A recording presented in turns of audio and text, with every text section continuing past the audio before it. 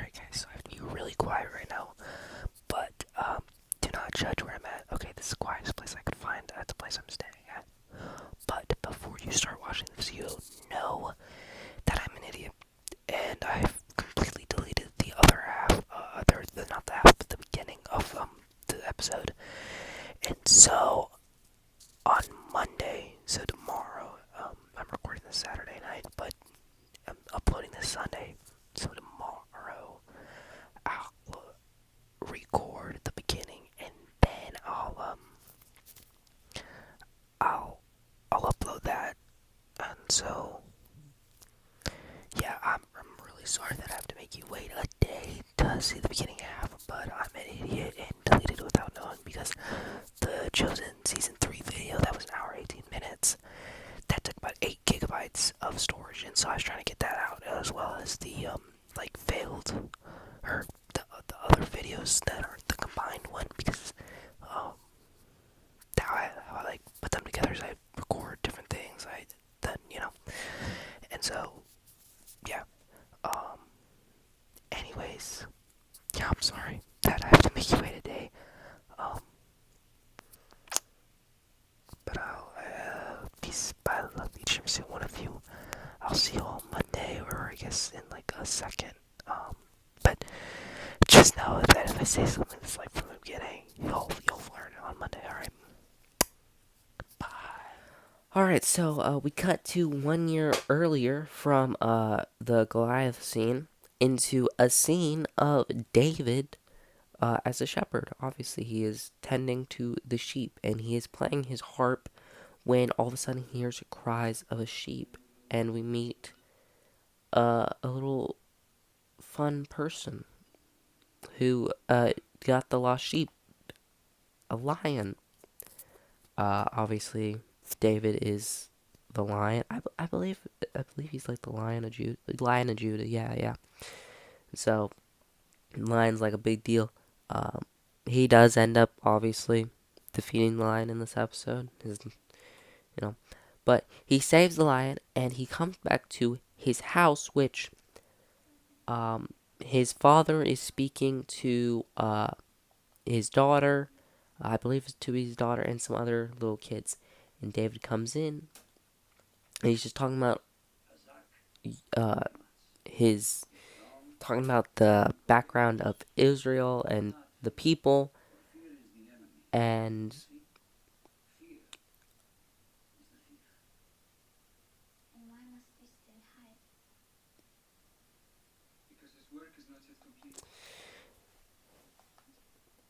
just trying to make sure I'm getting it right. Thank you. If you said bless you, you're a saint. If you didn't, get out of my life. I'm kidding. I'm kidding. And so we get this little scene, and we get his brother. Apparently, Nathaniel. It's like Nathan. It's spelled here. Let me spell it for you guys. Nathaneel. Nathaniel. I don't know. But anyway, he's kind of messing with David and doesn't really treat him like a brother. Is treating him like some sort of outcast, which I will explain in a minute. Uh, and their father says, "Are you two done? Do you not care about our people?" And obviously, they, whatever. Nath, we'll go with Nath. Says sorry, father. Also, the father is Jesse. I probably should have been saying that, but anyway, Jesse comes out to David, and David is washing his hands because he clearly has blood on him from the sheep or the lamb. And Jesse asks, "How many do we lose?" And David said, "4." And Jesse says, "I'm not a rich man, David," because clearly he wouldn't have money to have it to have money to buy so much. And David says it's the lion. Jesse says he killed him, and David's like, "No, you didn't. No, you didn't." Um, and so, oh jeez, I just knocked my camera. And so, David says, "Well, why don't we all go and hunt it?" and why don't we hire people? Or not hire. And Jesse says, it's not, no one would come. And David says, because of me. And the reason why is because they did mention at the beginning of this that like some historical events were not true. Because it's alluded to us that David was born outside of marriage, meaning that Jesse and David's mother did it and then never got married, and she's also dead in this. She died to the lion, which is why he took care of, which is why David cares so much. Which I like that idea that like that's why David fought the lion, but the whole outside of wedlock, like, I mean, it's not that it wasn't possible back then. It sure was. It's more possible now than it was back then, but just the odds, like. Anyway, so David, in a little hissy fit, goes to goes. I can't even think, bro. Goes to the hills and looks into the scars, look into the stars, and says, "Give me a purpose, Lord. Give me a purpose." And he wakes up, and he remembers his mother playing the harp for him, and it's a nice moment. And he starts singing and playing the harp, and the actor is really good at this. I don't know if he's actually playing or if it's audio, but if he's playing, he's really good at it. And so it's all that, and then it cuts to a fight scene. Trying to see exactly what it says. It might not though. I know it will say it. I just don't know if it's gonna say it where I think it will say it. I don't think it will.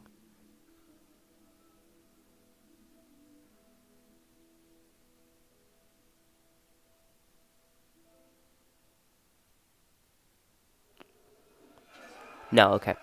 But it's a big fight. You can see. I want to wait to see what it actually says. Okay, here we are. There we are. There you go. It's Havilah, Havilah, Havilah, Battle of the Amalekites. The last battle before Goliath, so before the Philistine battle. And we see probably also narrator girl comes back and says the best yeah.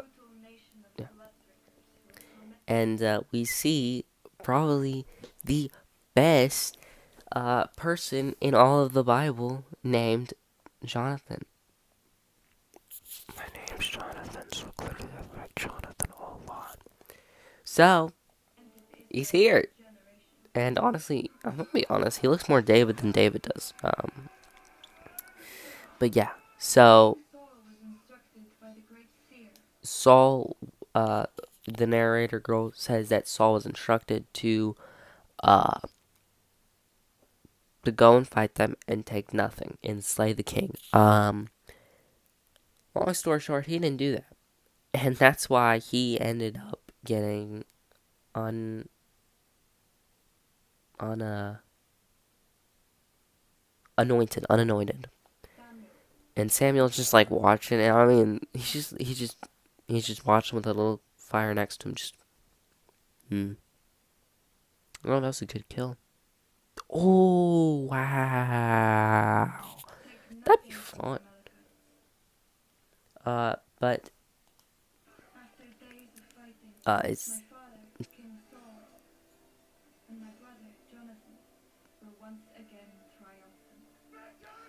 anyway. They win after days, and they're all celebrating. And one of them says that 5,000 men were lost. Eliab, I don't end up liking Eliab at all. He's I don't know. I just don't like him. And so I keep saying so much, but it's like I stutter. And so a border town was attacked and with giant spears and a lot of destruction. Now, what could hold a giant, probably 6-foot sphere? If you guess giant, you're a genius. Yes, this was attacked by giants. And So there's a kid there. Uh, he was he ended up living somehow, and his father. Oh my goodness, his father. His poor father. What happened was they were running all right, and there's a like I don't know if it's Philistine. I don't think it's Philistine as of yet. I know that the Philistines did obviously go with the Giants, but I don't think they were here yet.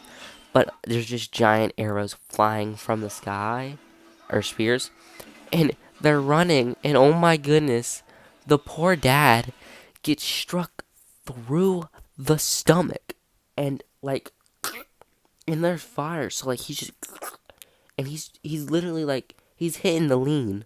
He's literally doing the lean. Like that's how he ended up dying. He leaned. It's just, oh my goodness, he ended up leaning and dying. And like, I don't know what they did to him, but he's skeleton. Like, skeleton. Like, you know how, like, it takes, I think it takes like 20 years for you to decompose? And like, skeleton, literal skeleton. Anyway, they see Jonathan sees a giant handprint. I've been up since 1:30. I went to bed at 11. You can justify the yawn.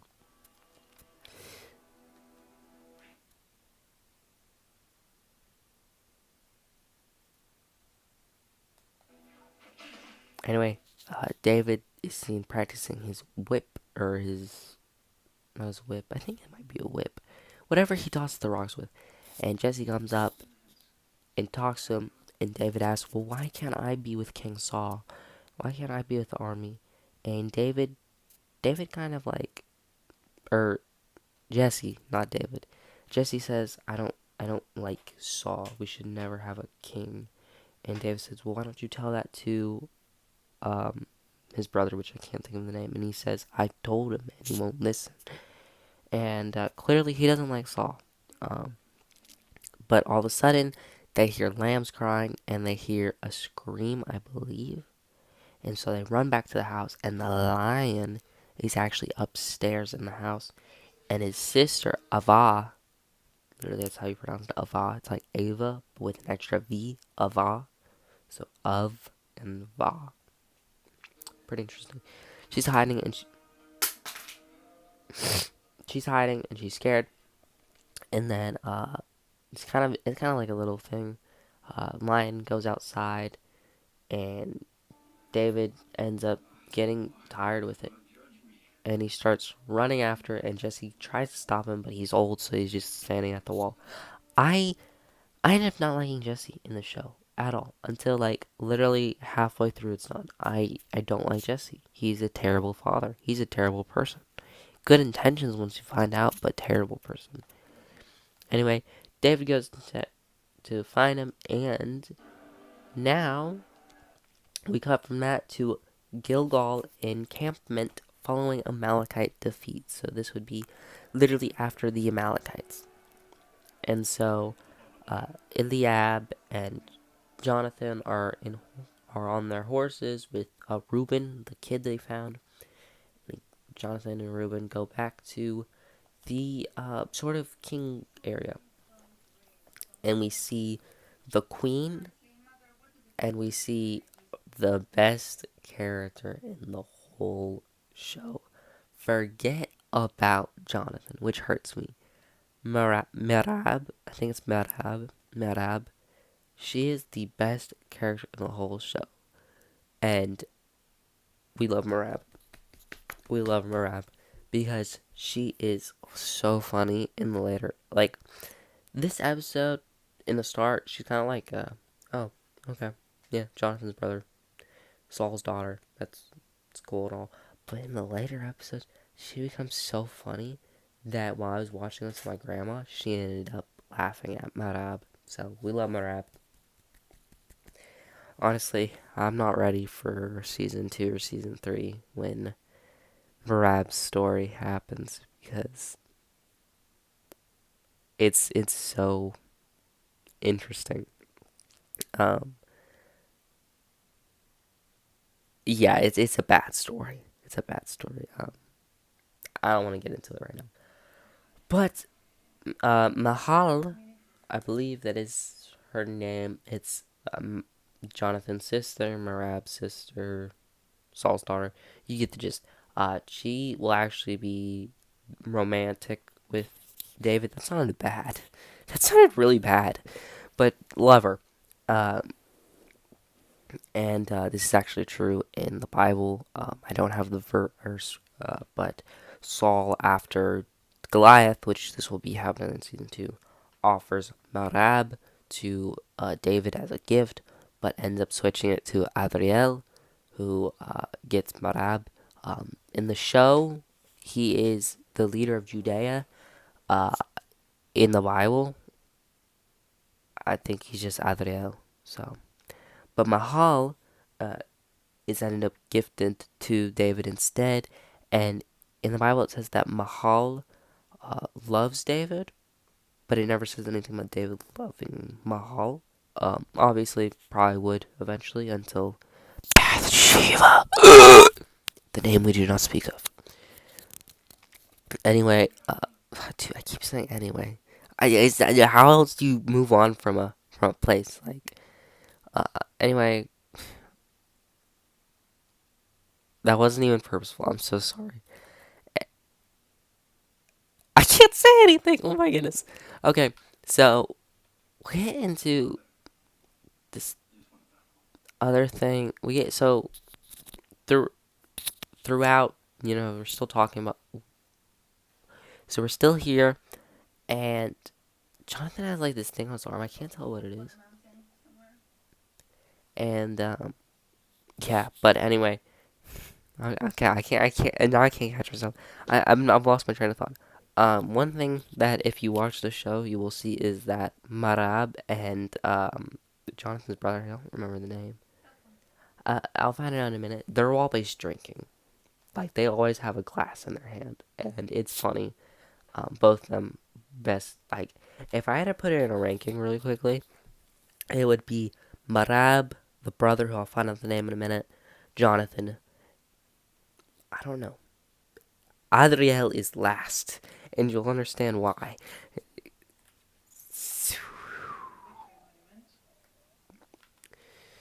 Uh, Here I can see this. Eshbal, yes, it's Eshbal. Eshbal is like the rebel brother, the brother who is definitely not like the others. Such as the servant he's with. Things get a little. Close the door, find a room, shut me away, get me away. Make sure it's not Bathsheba. A Bathsheba moment. That works. That works. I should start calling things like that Bathsheba moments. That works. Anyway, a Bathsheba moment where Ashbal and Kazia end up having a little flirty moment, and she ends up asking him, like, will you be king one day? And he says, sure, but you can definitely tell that he's lying. So clearly not her intentions. Probably has two. Yeah, one of them. And Jonathan seems like he's very definitely, with God. Like, he definitely is not for, like, he definitely doesn't see himself better than God, that's good, honestly. And so he asks Eshbal after Kazia leaves because exactly I think he says, am I interrupting something or something? But um, unlike what Samuel told them, he says, so you convince father to keep all these cursed things, I think.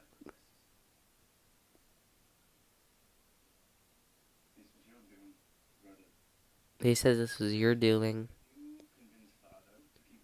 You convince father to keep these cursed objects. So yeah.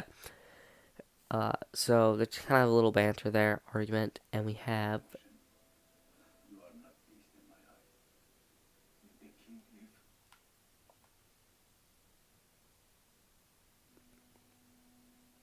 try to make sure I.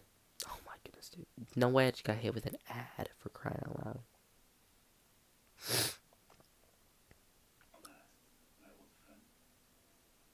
Okay.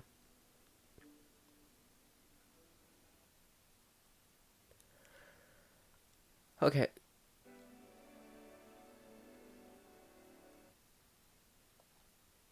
I'm really trying to see if there's like a day here before I explain what's happening.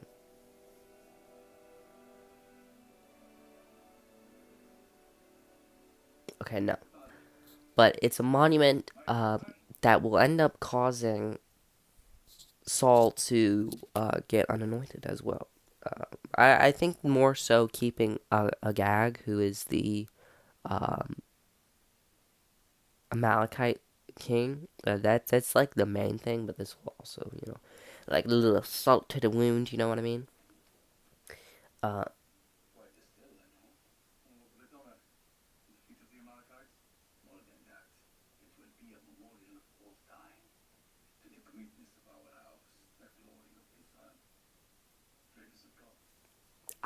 and so Saul says, "The greatness of our house, the glory of Israel." And Jonathan kind of looks down and is like, "Glory of God." Just kind of like glory of God. So clearly, Jonathan definitely is more so on the I don't praise myself, I praise God, which is great mindset. Who would have thought, right? Who would have thought? Anti the ways. Um, if we didn't lag for crying out loud, we have a high place in Ramah, and there's Saul crying. And honestly, I really do like that he's crying. So Saul knows what Samuel's crying. So Samuel knows what Saul's doing.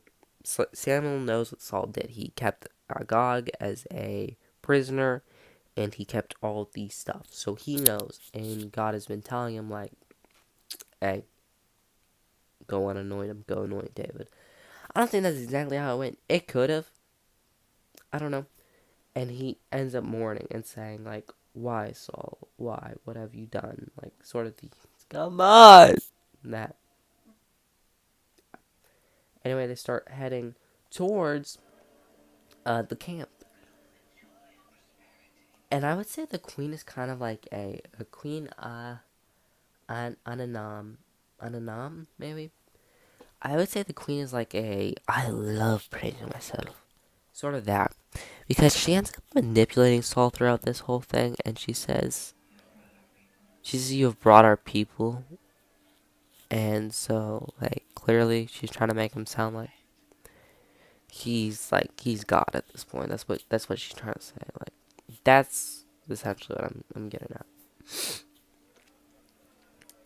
Anyway, Saul walks into a tent, which is where they will have a feast. And so, uh, Saul says some things, and I love how Eshbal is at the ladies' table and is literally hand on them, like, yeah, he's clearly the good child, obviously, clearly, and he comes over to the king's table and grabs the wine because apparently the king's table wine is the best. And so he steals Marab's, and she ends up hitting him. And it kind of reminds me, like, I don't know what the actor and actress are. Like, I don't know if they're, like, related or anything. Probably not, but they act like siblings, like, in later episodes. And I wonder if they deleted a scene because it looked like she was going to say something else. Because she like, pointed and looked at her mother. And it's a few things that, like, maybe they deleted a scene. I don't know if they did, but probably would have been like, oh, look what he did. Anyway, the most perverted, creepy predator, pedophile, it is on the show now. Adriel. Adriel is played by the same person who played, what did he play as? I can't think of the name.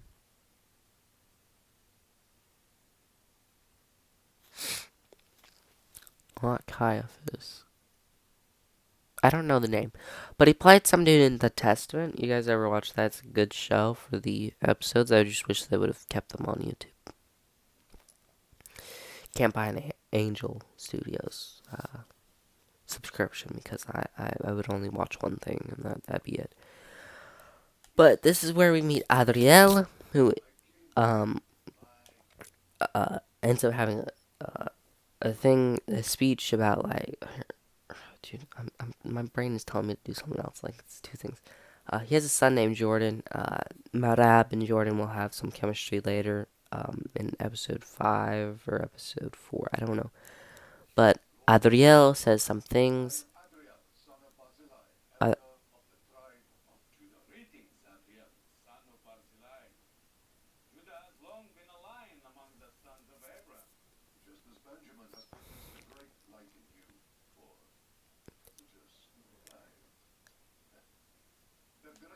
and Adriel will learn throughout the season that like he definitely wants the throne, and he even pokes at Saul here by saying Benjamin's such a small tribe, and he's kind of like, you small, I take you, Judah take you down.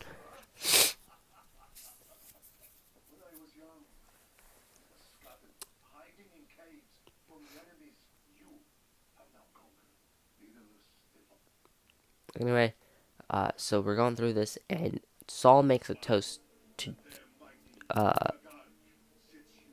yeah, there's a Gog. I don't like a Gog. Um, and so he's kind of praising Saul in a way, being like, oh, look, you have a Gog here. You defeated the Amalekites. Dude, for crying out loud. And, yeah. And so he ends up making, Saul ends up making a toast to Jonathan, and, it's like Eshbal heard my beloved son because he says my beloved son. I was like, I'm gonna take the spotlight because he says to Jonathan, my beloved brother, perfect in every way. And Saul looks at him, kind of rolls his eyes, and it's kind of like a moment where like you just want attention.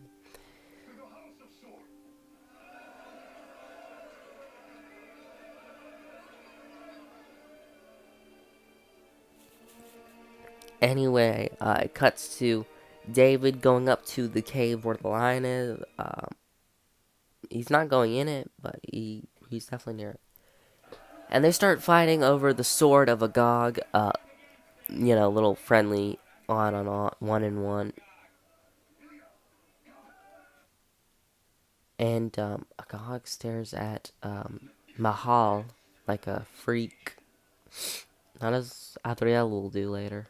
I don't like Adriel. So David ends up. So we're back to David now. I just wanted to give that little thing because it's kind of like we need this to be an hour-long episode. What if we just made it filler really quickly? And so David's now about to go in the cave. And David's kind of saying, like, fear is not true. He says fear is a thief. And he yells lion into the cave. And now it is night. And this is when the most important part happens in this.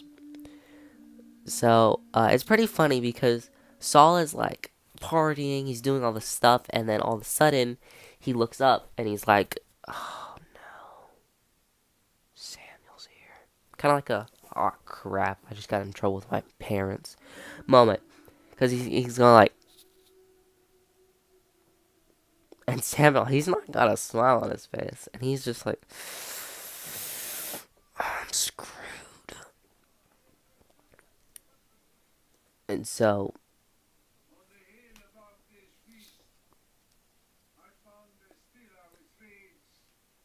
I'm gonna repeat what Saul says here, which is about the monument that I told you about. On the hill of this feast, I found a still which reads, to the glory of the house of Saul. He has defeated the Amalekites. May his fame reach every sea. May his throne endure for all generations. To the glory of Saul. And when he says to the glory of Saul, because Samuel knows that it should be to the glory of God. And when he says to the glory of Saul, he like his eye twitches like in anger. And he says the glory of Saul. And it's kind of like a you're over man. And Saul tries to throw it off by saying, "We have a prophet of the Most High in our midst. Come, sacrifice with us, for we have done nothing wrong. We have listened to you."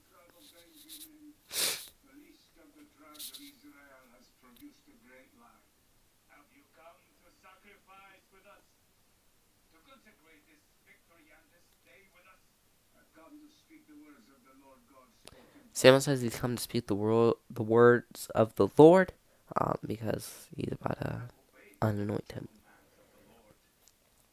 Saul tries to say like, I've obeyed, I've done good. The Amalekites are dead.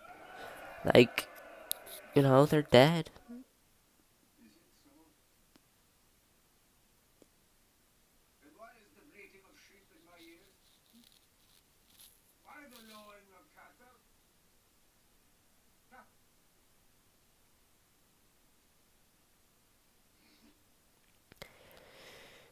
And he finds Agag, and he he's not happy. Once he sees him, he's like, and Samuel ends up, and I'll read it in a second here. So Saul asks Samuel to speak in private, and then as this is going on, it'll kind of switch in between David fighting the lion, like looking for him. And this is when Saul ends up getting unanointed.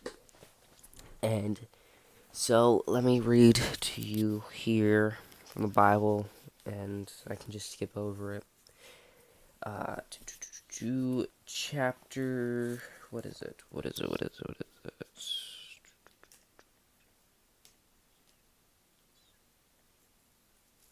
I don't know what it is.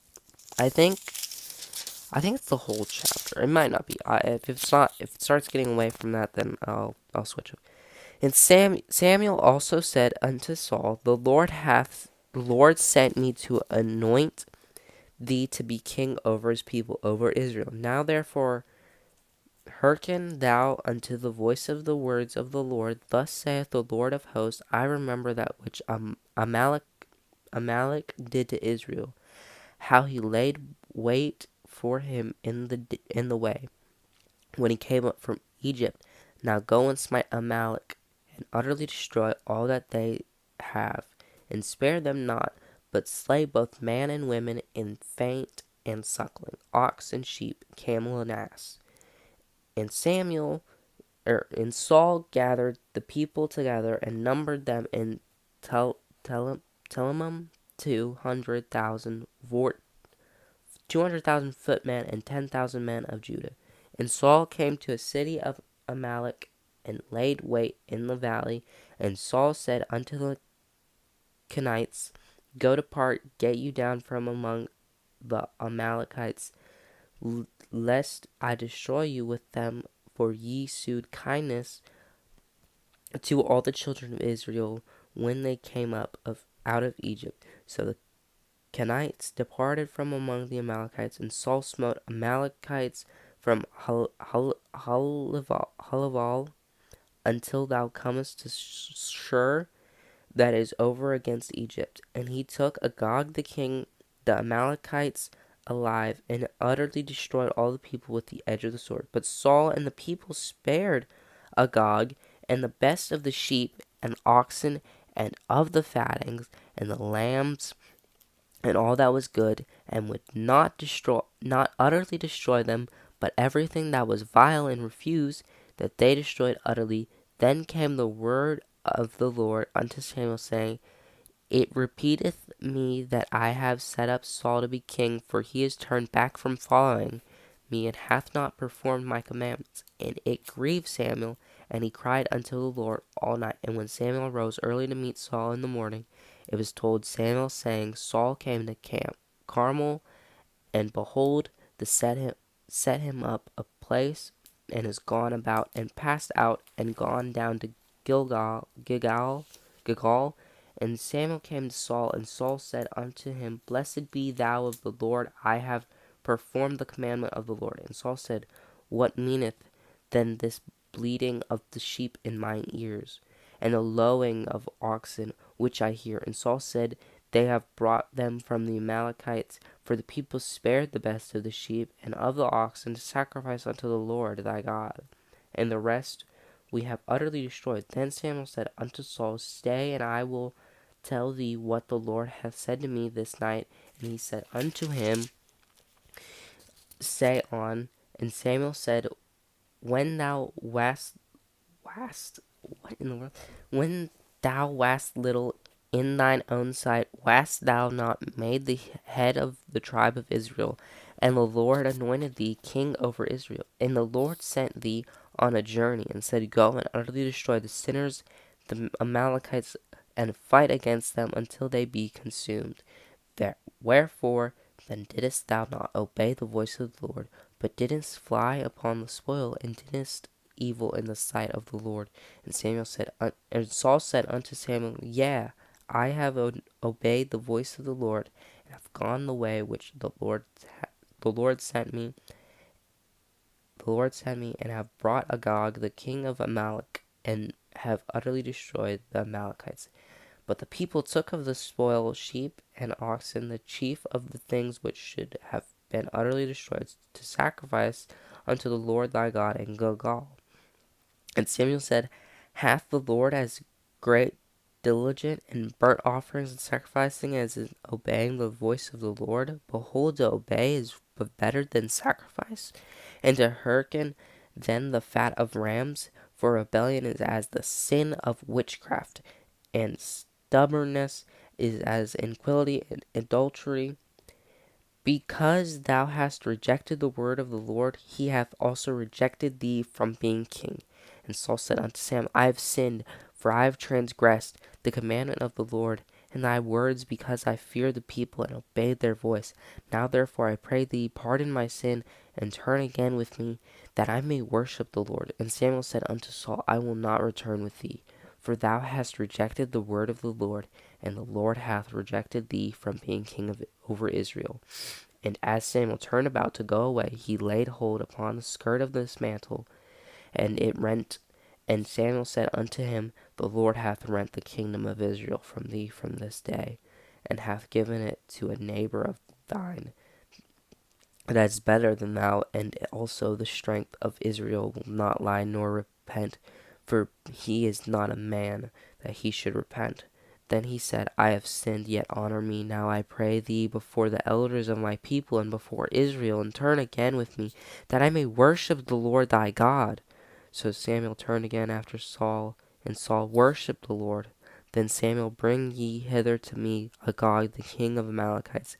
And Agag came unto him delicately, and Agag said, Surely the bitterness of death is past. And Samuel said, As thy sword hath made woman childless, so shall thy mother be childless among women. And Samuel hewed Agag in pieces before the Lord in Gilgal.